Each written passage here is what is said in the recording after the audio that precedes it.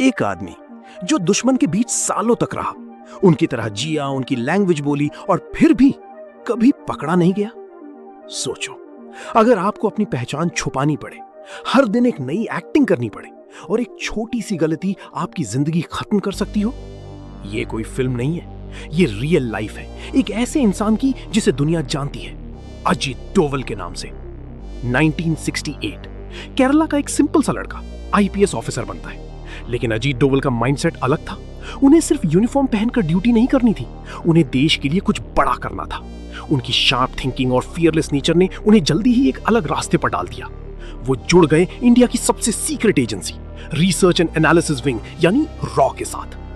Raw का काम होता है दुश्मन की प्लानिंग को समझना, उनके मूव्स को प्रिडिक्ट करना और बिना आवाज के उन्हें फेल कर देना। यहां गन से ज्यादा पावरफुल होता है दिमाग, और अजीत डोवल इसी गेम के मास्टर बन गए। उनका सबसे रिस्की मिशन पाकिस्तान के अंदर घुसना।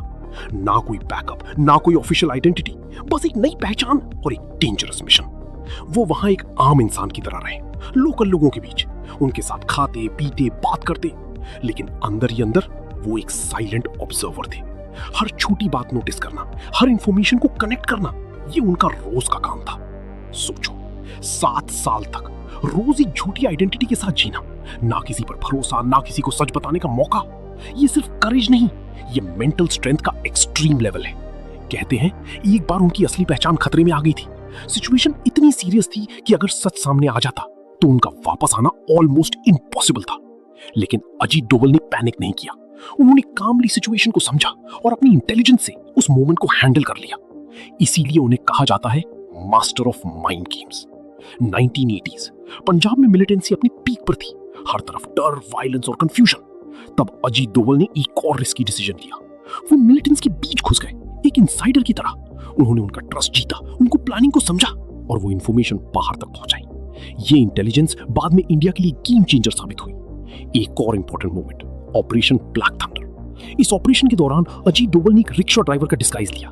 वो गोल्डन टेंपल के आसपास घूमते रहे और मिलिटेंट्स की एग्जैक्ट पोजीशन और स्ट्रेंथ का डेटा कलेक्ट किया। ये इंफॉर्मेशन सिक्योरिटी फोर्सेस के लिए बहुत क्रिटिकल थी और इसी वजह से ऑपरेशन सक्सेसफुल हुआ। अजीत डोवल का एक पावरफुल प्रिंसिपल है, ऑफेंसिव डिफेंस। मतलब सिर्फ अटैक का वेट मत करो, बल्कि पहले ही दुश्मन की प्लानिंग को समझकर ये अप्रोच उन्हें बाकी ऑफिसर से अलग बनाता है।